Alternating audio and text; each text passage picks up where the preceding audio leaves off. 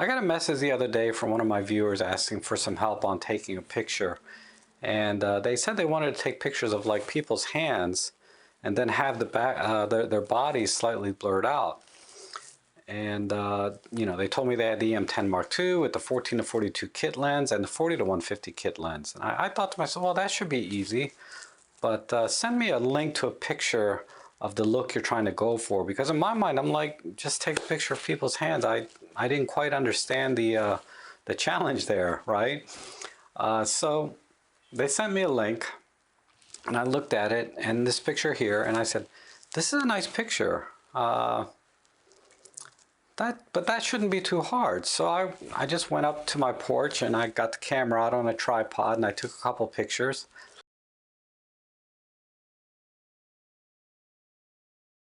Yeah, I was like, wow, okay, now I understand the challenge here.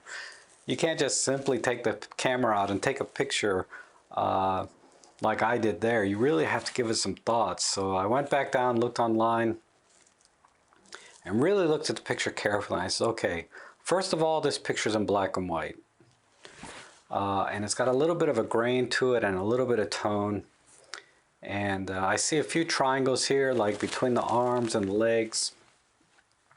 And but the most important thing about that picture really was it was telling a story.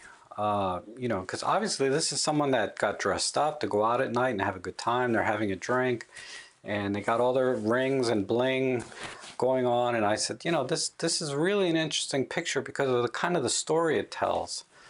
So I said, okay, so I said, let me get my suit on, get my tie out, and I had a couple of rings that only fit my pinky. Now, they used to fit like any finger.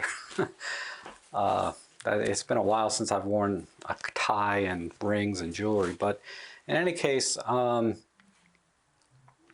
said, let me try again. So I set up the camera on a tripod at a low level, and I use my Pen F instead of my EM10 because it has, simply because it has the flip around screen, and I'm composing by myself as usual. But it doesn't matter in terms of the final result. The images will be pretty much identical. And I took another picture, and this was my attempt, and I put this out on Instagram, and Arthur made his very first comment was, you know, this picture tells a story. I was like, yeah, I couldn't agree more. I mean, that's really what makes this picture, not so much the technical aspects of it, you know, being low key, having that very shallow depth of field. It was really the story about the person going out, you know, and having a drink. So I went back online, and this really intrigued me. And this is what I really love about photography is, you know, this was a challenge for me because I've never really taken pictures of hands before. So I went online and I looked at some pictures on 500px and Flickr and elsewhere at hands. And again, I looked at all the ones that kind of stood out to me. And because a lot of pictures there are they're technically perfect. You know, the composition's good, the lighting's good, you know, the color, everything is beautiful. But the ones that stood out to me were the ones that told a story.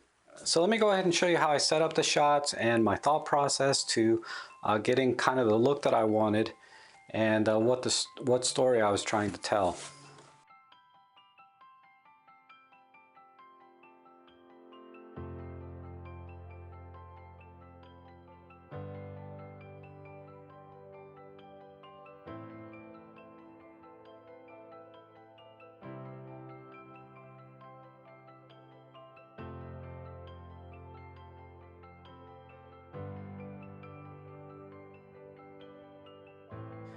So the first thing I did is I just set up the camera here with the kit lens and right at the same level as the glass and my hands will be, because I want those to be sort of right at the same level as the camera.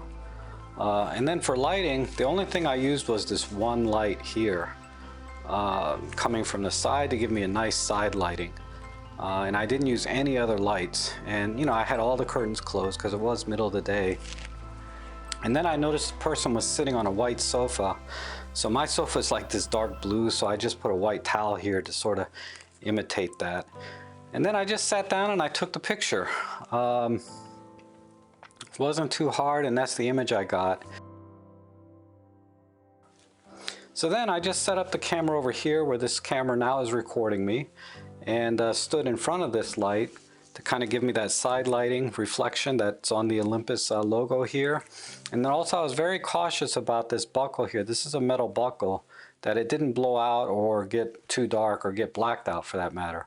So I just sort of rotated into a position to where this seemed to have the right reflection. And then also I held the camera in a way that the reflection would be, you know, look nice on the front of the camera. And the only thing I would do differently if I did that picture over again is really this strap here was hanging down, and it's kind of hanging in front of the buckle a little bit. So that's one little mistake I made that, you know, I could brush out in Photoshop, but, you know, like I said, I always like to show you guys what I get straight out of camera. But I didn't change any of the other settings. Basically, I was still in black and white at ISO 25600. So the next thing I did, I just came over and sat in this chair, and I got my guitar, and I just put my fingers on here, and I used the 40 to 150 in this case so I could zoom in right onto my fingers here. I really wanted to try to get the whole guitar in, but there was just too many distractions around here that were you know, not very interesting and would just be very distracting. So I just focused on my hands.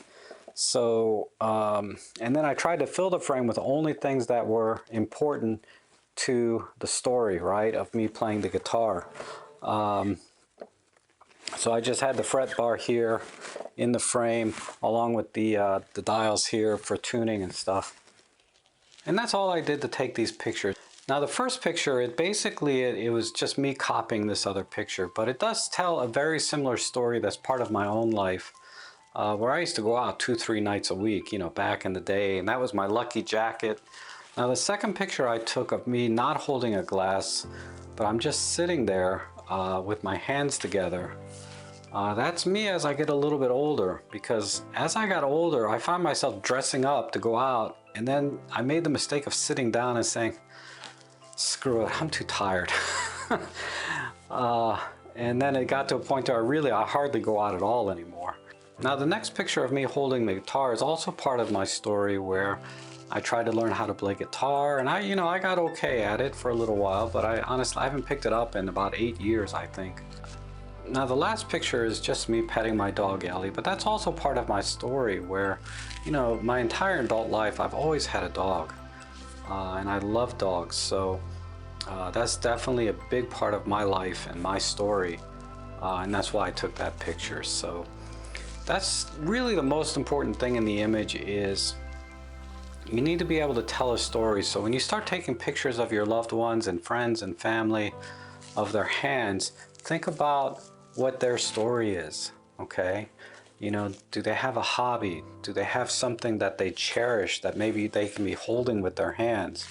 Or maybe they have a craft or a skill, or they enjoy cooking, you know, take pictures of them dicing onions, I don't know.